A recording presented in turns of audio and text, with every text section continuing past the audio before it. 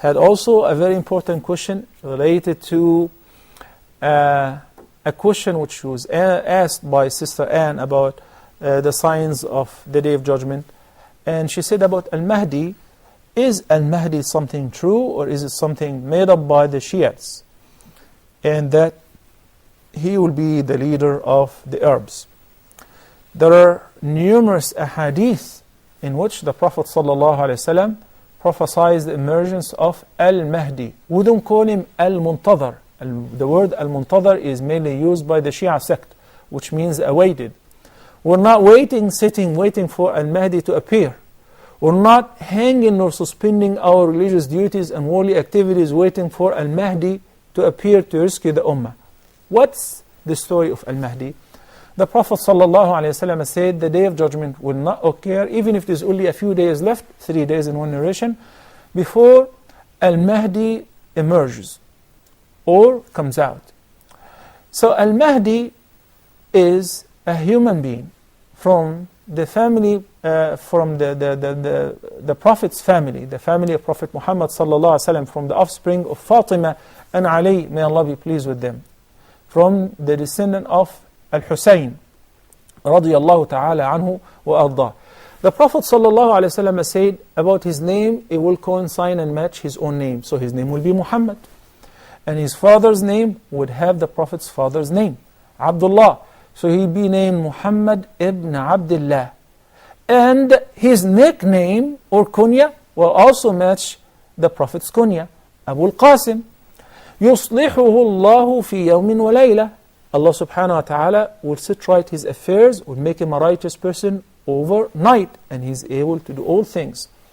He would lead the ummah, he will be praying once with them in the masjid, in Damascus, and this is when Jesus the son of Mary will descend, and Mahdi will sense his coming, so he will walk backwarded in order to let Jesus the son of Mary lead the prayer. So Isa alayhi salam will tap between his shoulders and say, you stay right there.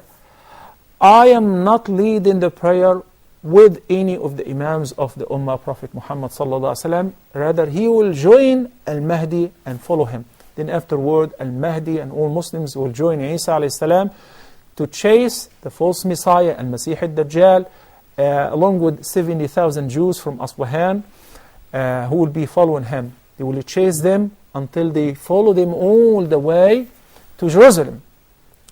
And before, at a gate which is called Lud, Isa alayhi salam will catch the false Messiah and will kill him before he will disappear. Al-Mahdi, the Prophet sallallahu alaihi wasallam informed us quite a bit about his traits, that يملأ الأرض قسطا وعدلا بعدما ملئت جورا وظلما.